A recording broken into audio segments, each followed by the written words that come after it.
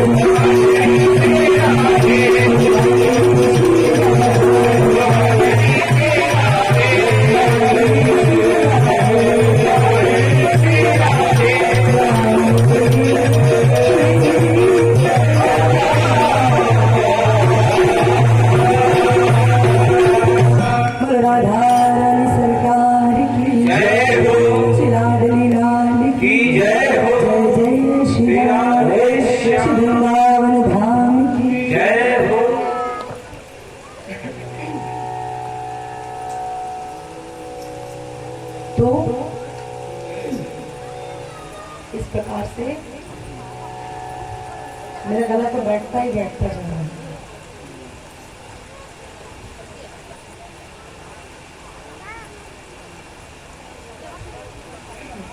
तो देर और क्या मुझे समझ नहीं बस।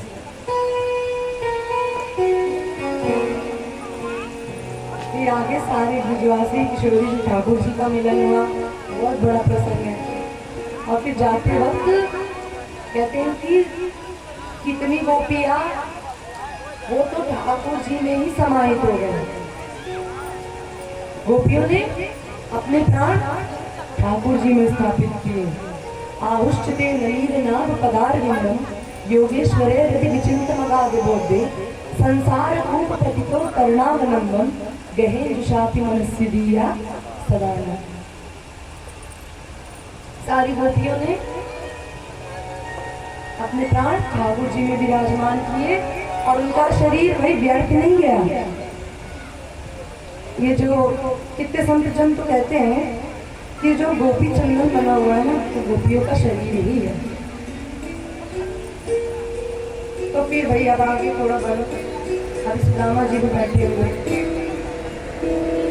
फिर आगे भगवान के परम मित्र की कथा आती है, परम सखा की, जिसका नाम है सुदामा। कृष्णस्यासि सखा कश्चित् ब्राह्मणो ब्रह्मविद्वान् विमुक्त इन्द्रियार्थेषु प्रशान्तात्मा जितेन्द्रियः। हम केवल भाई सूक्ष्म भाव भी सुनेंगे। बस सुदामा जी की कथा तो सब जानते हैं, लेकिन एक बहुत जरूरी बात, सुदामा जी ठाकुर जी के क्या थे? क्या थे? क्या थे? सखा मित्र। मित्र, कोई कह रहा है सखा, कोई कह रहा है मित्र। अब देखो, सखा और मित्र जमीन आसमान का फर्क होता है। लेकिन भाई भागवत में क्या कहा गया? कृष्ण स्यासीत सखा कश्चित् ब्राह्मणो ब्रह्म विद्वान्। सखा थे ठाकुर जी के। देखो, मित्र और सखा में अंतर क्या होता है? मित्र किसे कहते हैं? यदा कदा मिलती, जो कभी कभी मिले उसे कहते हैं मित्र। सखा कौन? संग खेलते, संग पीबत, जो संग खेले, संग खाए, संग सोए, उसी को कहते हैं सखा। ठाकुर जी सुदामा जी को क्या कहते थे? सखा। बहुत प्रिय थे ठाकुर जी के। और देखो और देखो, जो नवदा भक्ति में आता है ना, नवदा भक्ति में श्रवणम कीर्तनम विष्णु स्मरणम पाद सेवनम अर्चनम वंदनम दास्यम सत्य आत्म निवेदनम। इसमें से जो आठवीं भक्ति है वो कौन सी है? सख्य भक्ति, सख्य आत्म निवेदनम। और सख्य भक्ति के आचार्य कौन है? सुदामा जी। भाई सब कहते हैं ना, सखा हो तो कैसा? सुदामा जी जैसे। क्योंकि सुदामा जी ने अपनी मित्रता निभाई। भाई एक बात को, ये जो ठाकुर जी द्वारका में इधर राज ठाट से रह रहे हैं ना, वो भी सुदामा जी ही दे रहे हैं। कथा तो भाई आप सबको पता होगी कि एक बार जिस समय ठाकुर जी और सुदामा जी की मित्रता कहाँ हुई थी? जिस समय ठाकुर जी मथुरा आए थे ना, तो गुरुकुल गए थे ना, सांदीपनी ऋषि के, वहीं पे हुई थी उन दोनों की मित्रता। और कहते हैं कि एक दिन भाई वहाँ पे सबका भाई काम लगाया गया हुआ था कि एक दिन वो लकड़ी लेने जाएंगे समिधा हवन सामग्री के लिए। एक दिन गुरु जी ने कहा कि कृष्ण और सुदामा तुम दोनों आज जाना जंगल में, समिधा लेकर के आना, लकड़ी लेकर के आना हवन के लिए। दोनों बोले ठीक है। तो भाई ठाकुर जी और सुदामा जी को जाना था जंगल। तभी उनकी गुरु माँ जो सांदीपनी ऋषि की पत्नी थी, उन्होंने कृष्ण और सुदामा के लिए, वो बहुत प्रेम करती थी इन दोनों से, बोली कि ये दोनों जाएंगे तो भूख लगेगी ना मार्ग में। तो उनकी गुरु माँ ने दो पोटली में चने बांध रखे थे, एक कृष्ण के लिए, एक सुदामा के लिए, कि रास्ते में भूख लगे तो ये लोग चने खा लेंगे। उसी तरह भृगु ऋषि आ गया।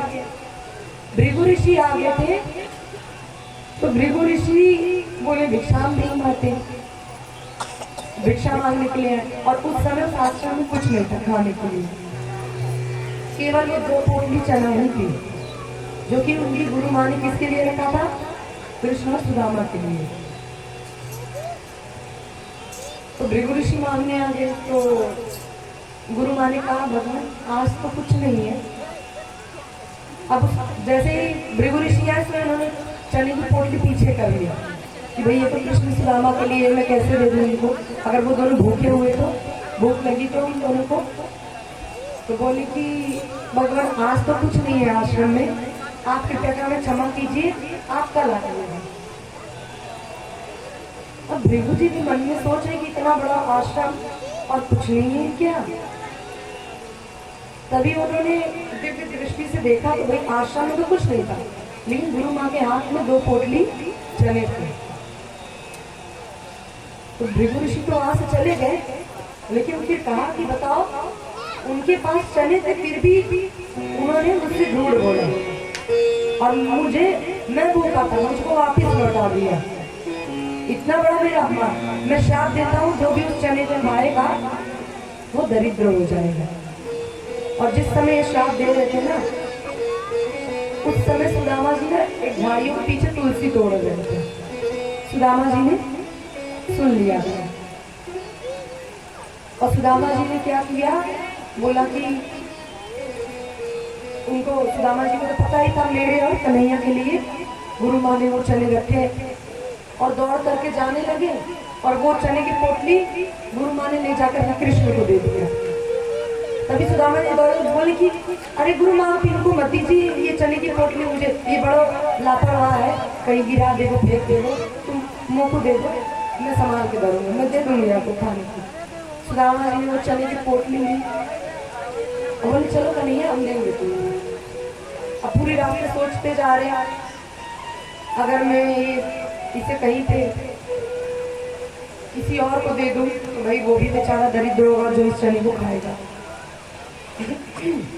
और यदि मैं इसे फेंक दूं कहीं ये अंकुरित हो गए तो भाई कहीं वो फिर से जमाए और किसी ने तोड़ करके खा लिया तो वो भी दरिद्र होगा। तो सुदामा जी ने क्या किया, गए जैसे ही जंगल लकड़ी समिधा लेने के लिए, उस समय वर्षा होने लगी। तो सुदामा जी बोले कि लाला कहा करूँ, बोले चला यही पेड़ पे चढ़ के बैठ जाते हैं, जब वर्षा नहीं थम जाएगी तो चलेंगे। तो सुदामा जी तो पेड़ पे चढ़ गए, और सुदामा जी पेड़ पे चढ़ने में बहुत तेज थे और ठाकुर जी में धीमे थे। तो सुदामा जी बड़ी जल्दी चढ़ गए और चढ़ करके बोले यही समय है चना खाने को, मैं ही खा लूँगा, जो दुख आवे मुँह पे आवे, बस मेरे कन्हैया प्रसन्न रहे। और सुदामा जी उस वृक्ष पे चढ़ करके चना फटाफट खाने लगे, भर लिए मुंह में सारा चना। ठाकुर बोले ऐ सुदामा कहा कर रहे हो, मेरे बड़ को चना तू खा रहे हो, रुक।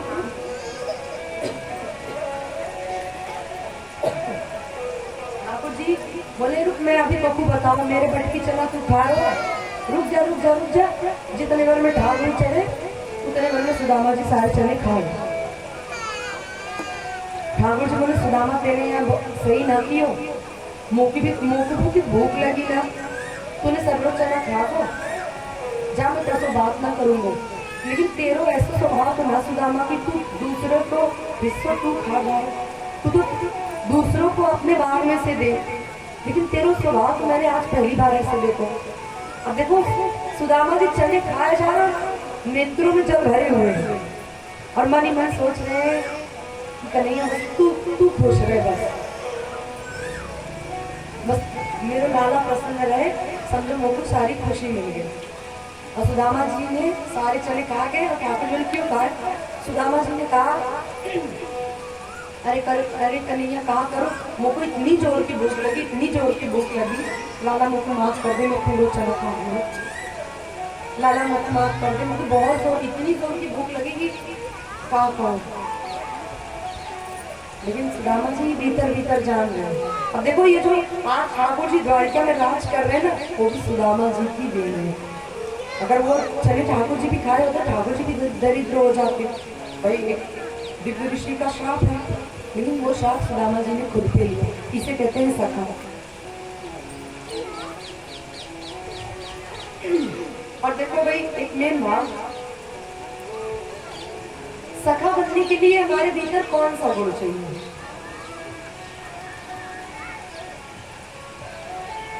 कहते हैं कृष्णस्यासीत् सखा कश्चित् ब्राह्मणो ब्रह्मवित्तम विरक्त इंद्रियार्थेषु प्रशांतात्मा जितेंद्रिय। विरक्त इंद्रिय होनी चाहिए हमारी किसी में भी आसक्ति ना हो। कि जीवा बहुत तेज है, इसकी इच्छा पूर्ति के लिए हम पता नहीं क्या क्या कर जाते हैं। रसगुल्ला खाने को बहुत लोग तो कहते हैं रसगुल्ला खाने के लिए तो केवल रसगुल्ला खाने के लिए जाते हैं कलकत्ता, कोई किसी चीज को खाने के लिए, मतलब अपनी जीवा को कंट्रोल नहीं है। अपनी जीवा की खुशी के लिए लोग तो भाई जीवों को मार करके खा जाते हैं, उस पर भी दया नहीं करते।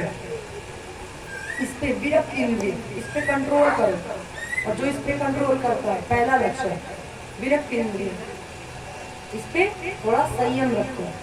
जिसने भाई जीवा को जीत लिया और साथ साथ में खाने वाली नहीं वाणी पर भी लगाम दिया।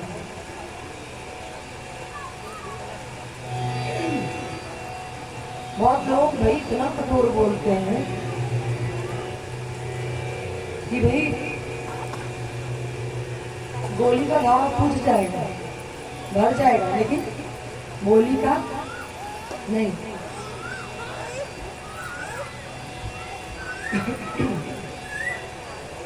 एक देखो भाव अपने आप आ गया, सोच के तो नहीं आएगी भाई। आप जल्दी सोच करके नहीं आती कि मुझे ये गाना है कि वो गाना है, लेकिन एक छोटा सा भाव है भाई, इसमें भी भाई सीख मिलती है। संत जन कहते हैं मन की तरंग मार लो बस हो गया भजन, मन की तरंग मार लो बस हो गया भजन, मन की तरंग मार लो बस हो गया भजन, मन की तरंग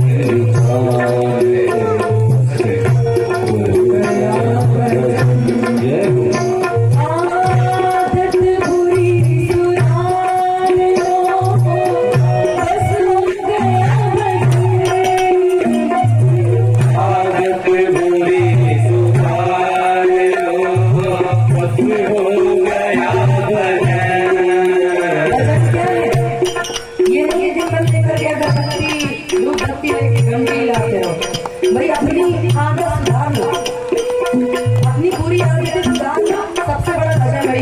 मैंने उस दिन कहा ना, आपसे अगर सत्संग नहीं बनता ना, यदि आप सत्संग नहीं करना चाहते तो कोई बात नहीं, मैं नहीं कही भजन नहीं करना चाहता मत करो, लेकिन आप जीवन में कुसंग कभी मत करना, किसी भी गलत व्यक्ति का संग मत करना, बोल से भी बुरे व्यक्ति का संग नहीं करना।